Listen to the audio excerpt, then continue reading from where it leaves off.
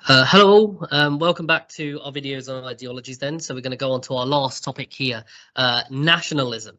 So we're going to go through a similar kind of veins and similar topics to our prior videos. So we're firstly going to explain the nationalist view on human nature, society, the state and the economy. We're going to look at differing views of the different strands within nationalism, as well as highlight tensions that exist within the strands of nationalist ideology and the key thinkers, of course. So let's start off first with just some basic stuff about the origins of nationalism. So different types of nationalism do have different origins. They'll all have either a or the nation at the heart of their ideology. So let's look at a couple of examples. So liberal revolutionaries is our first type, and within this course where we're really identifying liberal revolutionaries is within that Italian reunification effort in the 1800s.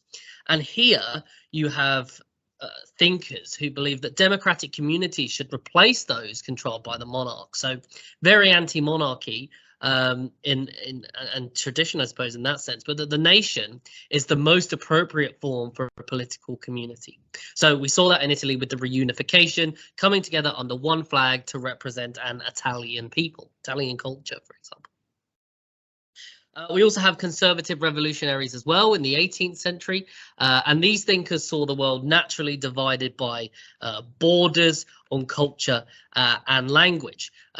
So we have people, for example, like Otto von Bismarck, who are kind of seeing the world through those eyes, through culture and language, and looking to bring together peoples again on those same dividing lines, but still not necessarily rejecting monarchy. There's still an acceptance of tradition.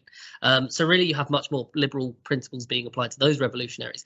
For conservative thinkers and nationalists, they do see a lot of their faith in tradition.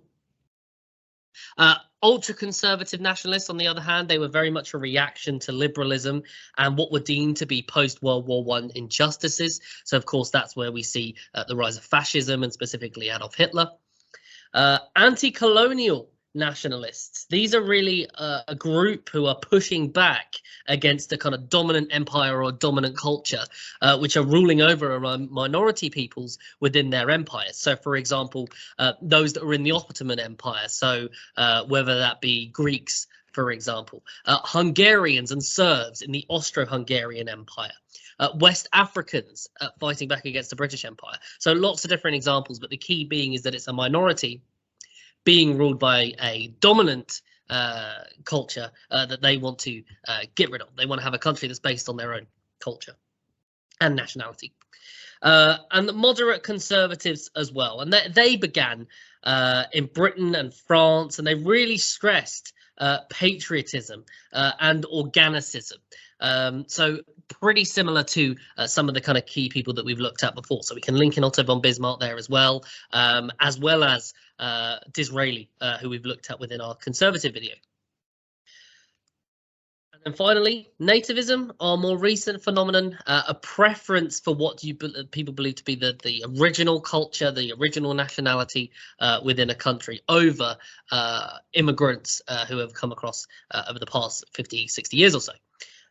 So now that we've kind of just cut spaces on a couple of strands, some origins, let's just get deep into the theory then for human nature, society, economy, and the state. So let's start with human nature first off. There's forces behind humans, and these are what kind of bind nationalists together in terms of what they see bring humans together. So, for example, language. Nationalists identify language as being a key part that makes communities and makes nations. So, for example, in Germany at the time, key thinkers that were living in the Holy Roman Empire, which was made up of various little small states, said that why could we not have a larger nation built together on our language? Because we all speak the same German language and we all have similar culture. So we could be a nation. Religion as well, and we can see that in Jewish Zionism in terms of the connections that people have with regards to their religion and the fact that you could then base that on a nation. The culture and history. So sharing a past is particularly important. Do you share a past that is one of being oppressed, for example, at which you may want to base your nation around or your nationalism? Ethnicity, and this comes across in Chinese nationalism as an example.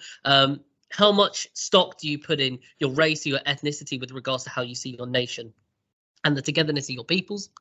And geography as well, specifically with Russian nationalism. And of course, we've seen that in the recent invasion of Ukraine, in which Vladimir Putin said that Ukraine was ancient Russian soil, which is almost like a justification for the invasion.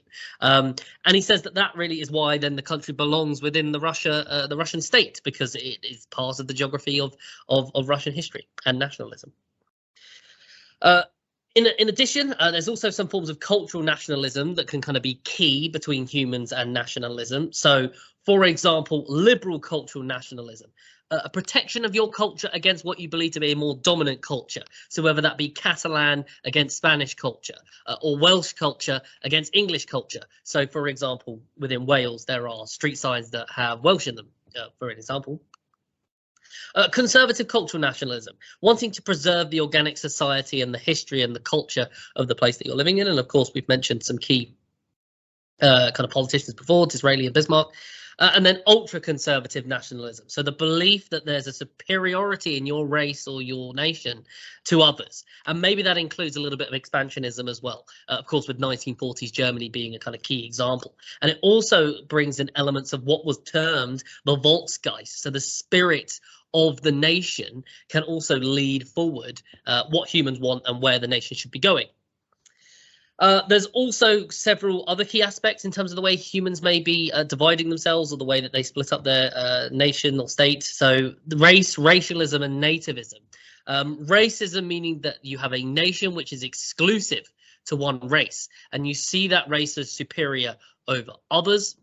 Racialism, much more neutral, not necessarily a belief in that you have a superiority over other races and other ethnicities, but you recognize that race is a factor in the makeup of your nation.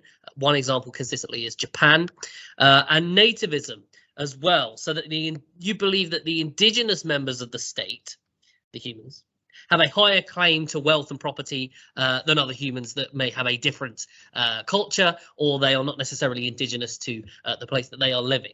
And that goes along with our nativism and that we discussed earlier. So moving on to society then. So society can exist outside of a national identity. So for example, civic nationalism espouses the creation of national pride where there's not necessarily a single nation with a common history. So, for example, the United States and Australia, countries which were essentially created over time, have had to create their own national pride based on a common history of their people, but maybe also on their political institutions as well. Liberal internationalism is the belief that you can break down barriers on the basis that the nation state is a denial of liberty. And social internationalism as well, in that class identity should transcend national divisions. And what we'll see and what we've discussed before in class is that nationalism isn't necessarily just exclusive to the right. There are also left ideologies that also use parts of nationalism to frame their ideology. There's also a couple of links between nationalism and multiculturalism as well. So you can have a variety of different identities within society without conflict, according to some nationalists, especially liberal ones. People with different cultural identities can also adopt similar values, and that civic pride and patriotism can replace your traditional nationalism. But it does depend on the type of nationalism, where you might see more links to multiculturalism than others. So with regards to the state, there's a couple of kind of key concepts where the state may be shaped around. One of them, the first one being nationalism and self-determination. So the overthrow of the monarchy to some nationalists is pretty key, especially liberal nationalists. And it's going to depend on the government by consent or some form of democracy if you are a believer in self-determination. On the other hand, the state and the nation. So a nation is a common circumstance of birth, and the state is the political reality of that. Nations aren't necessarily always with their state. They can be independent of that. So, for example, Scotland, of course, as the fact that Westminster holds political sovereignty over Scotland, but it's clearly a clear nation, a culture. And states can be multinational or artificial creations as well. The nation state. That the state represents the nation and vice versa. within this situation. This was pretty prominent following the Treaty of Versailles in 1919, where you have all of a sudden lots of different new independent nations within lots of different new states being created by the treaty within Eastern Europe after the kind of collapse of Germany and the Ottoman Empire and the Austro-Hungarian Empire, and the choices that they will frame those states around the nation. So be that, for example, Czechoslovakia.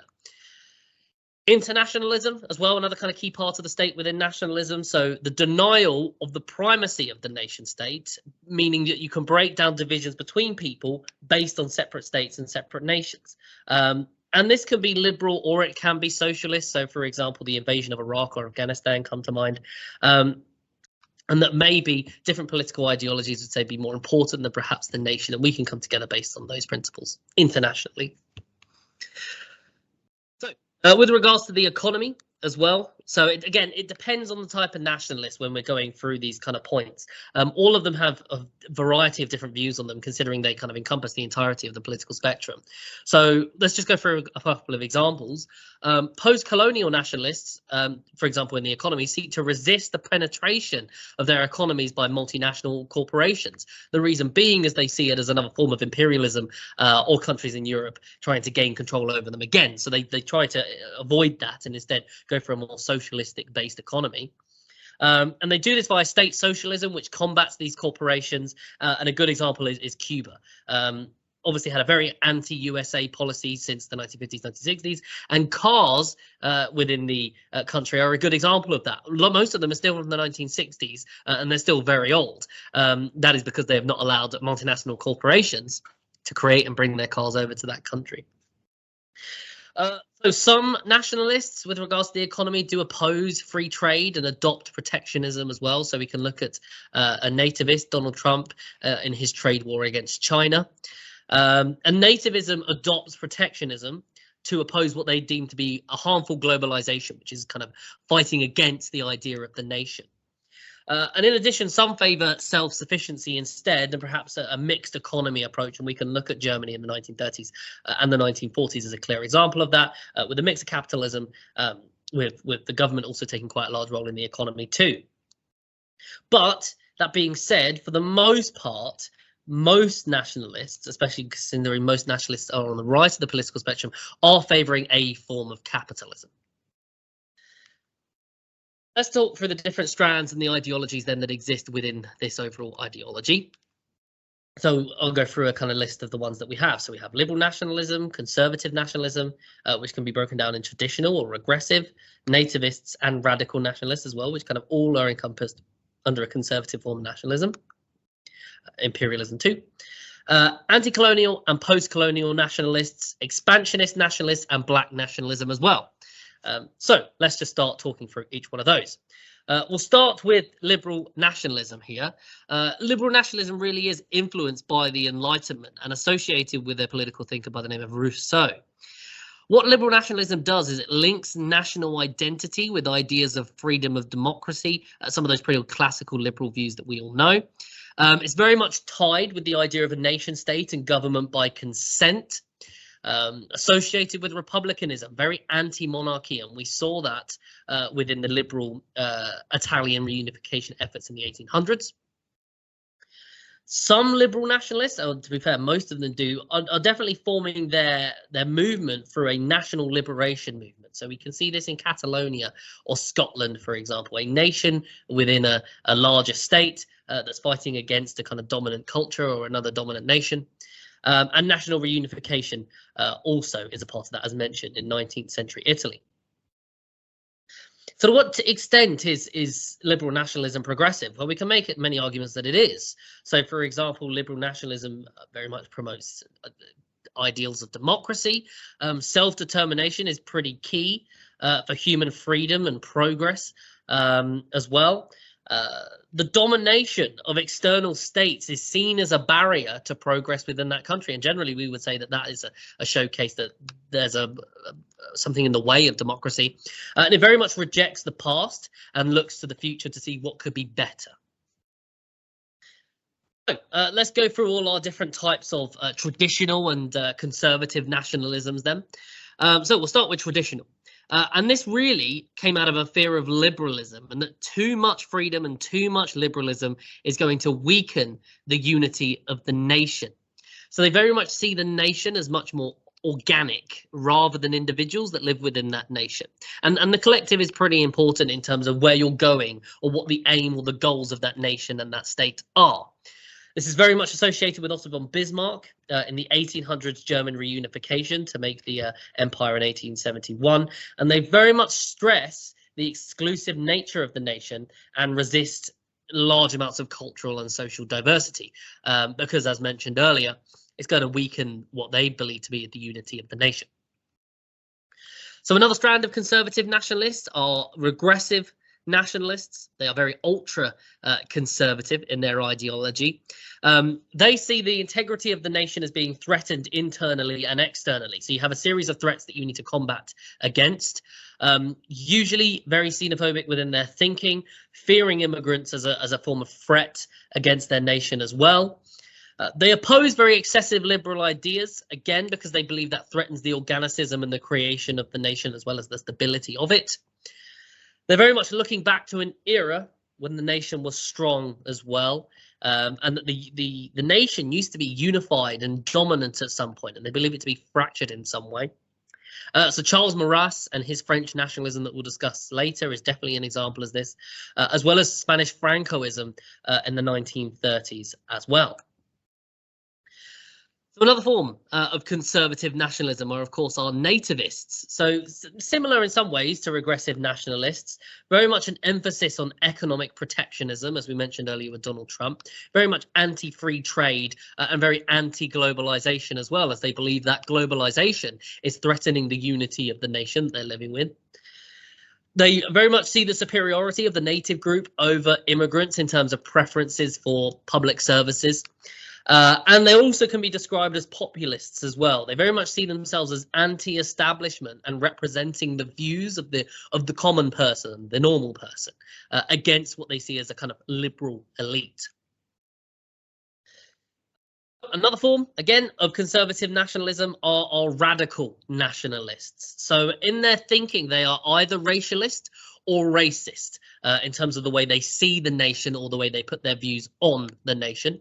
There's very much a strong emphasis on racial and national superiority. So both of those things they believe to be superior to others. They use ideas of mythology, so things that might not even be real, to create a national identity or romanticism. So, for example, Mussolini, why he joins the war, World War II in 1940, is he really visions creating or recreating, is probably the better word, the Roman Empire of the past. And he says that Italy has the chance to do that through his version of fascism.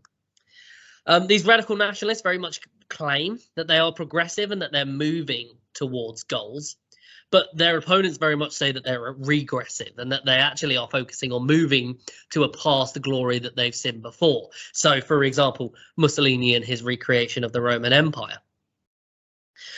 Very extremely anti-liberal as well in their thinking, and fascism is a key kind of historical example of this radical nationalist. One of those key parts within it is that the people within that nation need to submit to the will of the nation, but the will of the nation at the same time is what the people desire, linking back to that idea of Volksgeist, as we mentioned earlier.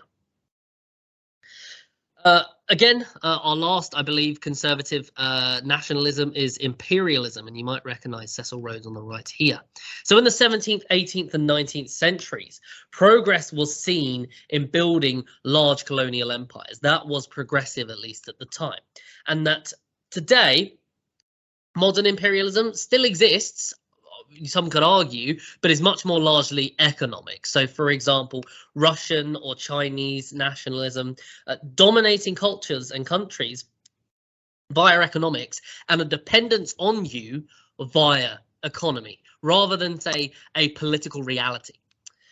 So some historical examples, of course, that we can name for imperialism is Britain, France, Belgium, the Netherlands, Spain, Portugal. But the idea and the justification for their imperialism was that they were bringing about good change and civilization to people that they deem to be uncivilized, specifically in places such as the New World in North America and South America, and Africa as well, specifically in the 1800s. So let's have a look then and move away from conservative nationalism, and let's have a look at anti-colonial and post-colonial nationalism. So it's very much found in nations who have freed themselves from a colonial rule, or those that at least are resisting imperialism at a time. They can be characterized by an authoritarian government, a kind of strong central authority to build national identity around your kind of post-colonialism.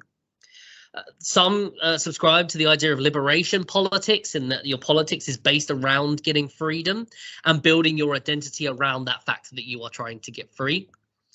Many of these are socialist, as they want to be independent from large global corporations that we mentioned earlier. Also encompasses ideas of pan-nationalism, that you are having groups coming together to form a national grouping based on a similarity where one had not necessarily existed before. So we'll look, I won't be too specific, but if we look at some post-colonial African nations, prior to imperialism, there wasn't necessarily one single nation that existed that defined everybody within the kind of boundaries that are drawn today.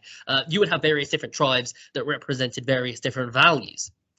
After imperialism, many of the leaders applying their pan-national ideas said that we actually have to create a national grouping based on a similarity between us, because there are so many differences because of the kind of borders that were drawn up via imperialism.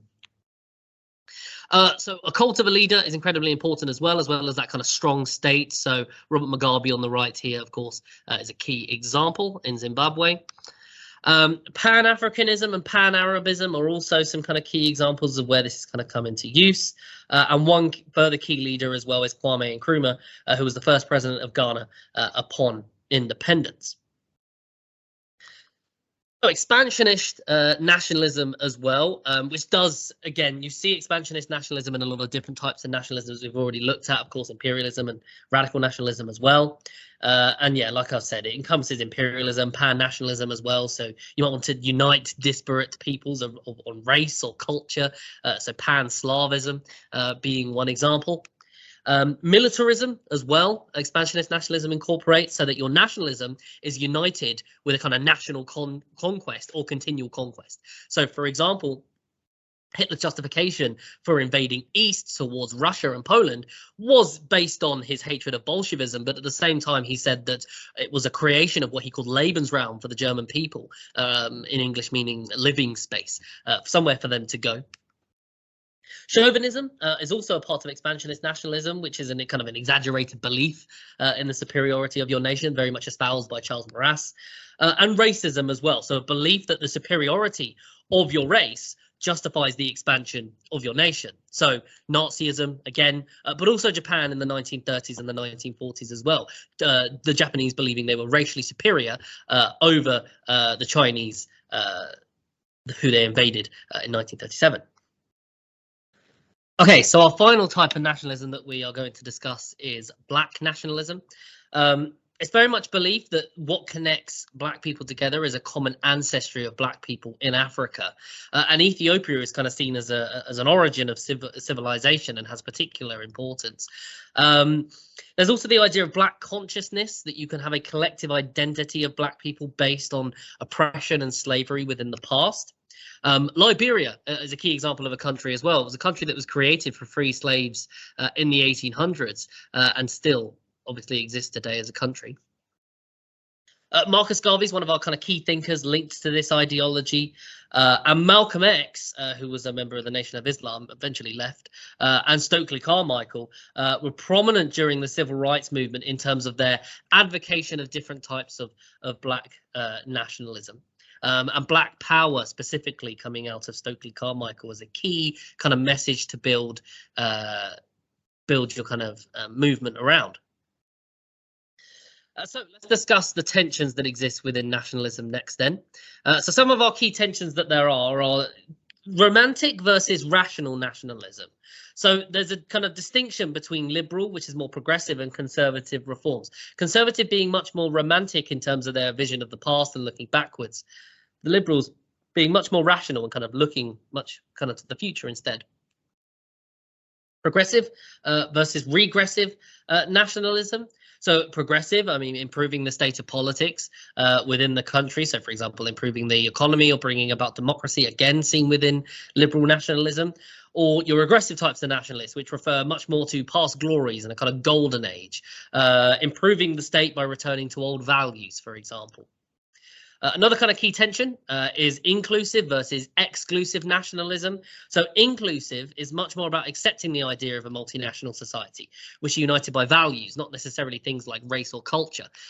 So again, reunification movements. Exclusive, on the other hand, is that a nation should preserve their common culture, ethnicity, and religion. So again, there's two kind of key distinct movements within nationalism there. And expansionist nationalism versus nativism. So your expansionist nationalism is that your destiny is regional, or imperial dominance is kind of the goal of your nation. But on the other hand, for nativists, you're much more looking inward, and that you have an exclusive society, which is to them being undiluted by large immigrant populations over time.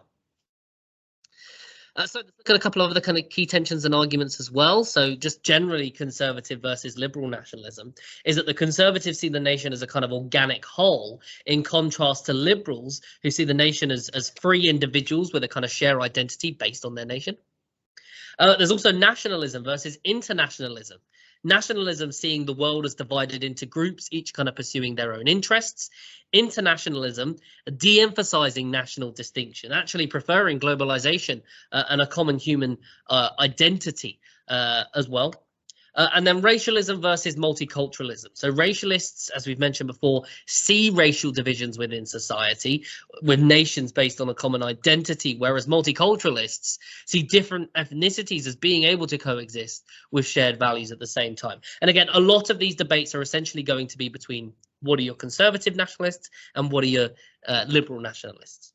But of course, you can also include aspects of post-colonial and black nationalists too.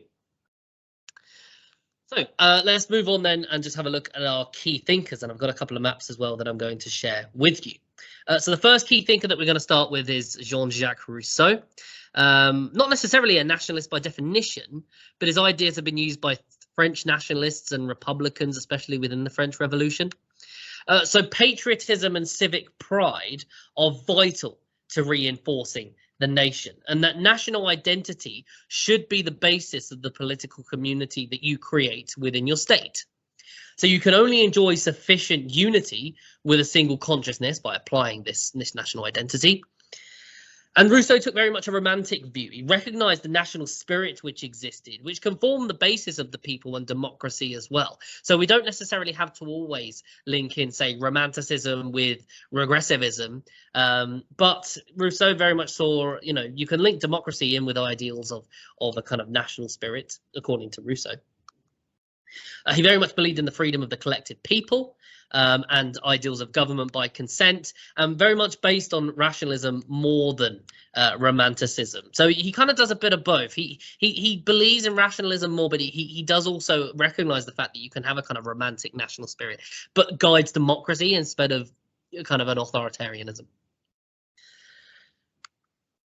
Second key thinker is Johann Gottfried von Herder. He's much more romantic in terms of his thinking than Rousseau was, and he's very much a reaction against rationalism and the Enlightenment. He believes common language to be the key to national sentiment, that to have a nation and to have a state and have them together, you need to all speak the same language, otherwise it's impossible to be unified. As we just mentioned, nations can be defined by common language, and that the national language expresses a common culture. So nations at the same time can also be defined by culture. He says language and culture are near enough the same thing. He also espoused the idea of the Volksgeist, as we mentioned earlier, that there's a kind of common culture and a spirit of the people. And he applied his views to Germany, which was the Holy Roman Empire at the time. And we'll look at a map in a minute to showcase that as an example. And he said he rejected nationalism in terms of his thinking, unlike Rousseau. And he said that nationalism should only be based on romantic, emotional idealism that exists within society. And he very much an inspiration behind Bismarck and the German reunification, or unification more like, in 1871. So here's an example of a map of the Holy Roman Empire. As you can see, all the different colours kind of representing a tiny little state. And what Johann Gottfried von Herder recognized was that, yes, they're all different national state boundaries, but people in Brandenburg and Austria share many different cultural similarities, as well as people in Brandenburg all the way down in Württemberg, for example. They all speak the same language. So he said, why can't you just unify and be a single nation? And this then led on in 1871 for the reunification, or sorry, again, I've said it again, the unification of the North German Confederation with the rest of the southern German states, and the Kingdom of Prussia as well. And bringing together for the first time a new nation state that would be based on a German nation, making that a political reality. And as we mentioned, some of the key kind of parts of that really was the fact that they all shared that similar language. So Giuseppe Manzini, he's our third key thinker, and he's really the father of Italian nationalism, very romantic in terms of his thinking towards being a revolutionary. And he formed and was one of the key members of the Young Italy movement, which was a Republican group which was determined to overthrow the monarchy that existed within Italy at the time. So he said that the nation can only be free if there's pure democracy, the only way freedom is possible. And he recognized Rousseau's romantic national spirit. So again, combining together romanticism and democracy. But it was conflicted with liberalism in some ways. He very much saw the collective freedom of the nation much more important than the establishment of the individual liberty. So he wasn't necessarily fully in agreement with liberalism. There were some kind of key distinctions between the two. And if we can see here, the Italy before unification and after, so before Italy made up of a variety of different states, such as you can see, the Kingdom of Two Sicilies, the Papal States, Kingdom of Sardinia, brought together to make the Kingdom of Italy. Osmes, our fourth key thinker, an ultra-conservative nationalist, very highly anti-Semitic and racist as well in his thinking. Associated with the group that he founded, Action Française, very anti-democratic in his thinking and supported the hereditary monarchy. He believed in the kind of tradition and the stability of it. He very much saw the monarchy as a symbol of national pride and power, something that you could be proud of. A very firm believer in patriotism, very reactionary. So he yearned for a return to a French golden age. So, you know, by the time Maurras is kind of doing his theorizing in the 1910s, 20s, 30s, 40s, the French monarchy is gone. It's gone. It's been replaced by a republic instead. And he says that the republic is weak, that actually when France was a monarchy, we were actually had a stronger position on the world's stage. And that's what he says France needs a return to. He believed that the French people were superior racially, and it came across in a kind of chauvinist kind of way. Individualism to Maurras should be suppressed in favor of the collective national spirit. It's much more important that the majority are getting what they want rather than the individuals being happier. And he also espoused what he called integral nationalism, that denies the identity of the individual in favor of the interests of the whole nation. So you're not necessarily an individual. You are just a member of that entire whole nation, for him being the French one. And finally, Marcus Garvey, our last key thinker. So he was an anti-colonialist thinker from Jamaica and a black nationalist. And he espoused uniting all peoples of African origin across the entire globe. He was anti-colonial as well, as he said that colonialism was in the way of black nationalism and you couldn't have an expansion of it with colonialism there. He was also a pan-nationalist, so he advocated for bringing together African peoples in a single nation. And he bought a ship, he named it the Black Star Line, and he started a business in which he started taking African Americans from America back to Africa so they could form their single nation. It didn't work out, and in fact he ended up going to jail eventually, but he believed that that was an ideal. He did play a large role in black consciousness in the 1960s, and even though he had died by this time, by 1960, he was still a kind of revered figure. In fact, Malcolm X's father was a key believer in Garvey's ideals. He saw Ethiopia, and we talked about the kind of importance of that earlier, as a kind of birthplace of all black people across the world, and Ethiopia would give them a common identity. And as we mentioned earlier, one of his significant acts is that he created the Black Star Line Company to take African Americans back to Africa. Okay, so that is it for nationalism. Hope these revision videos have been helpful, and I'll see you all very soon. Thank you.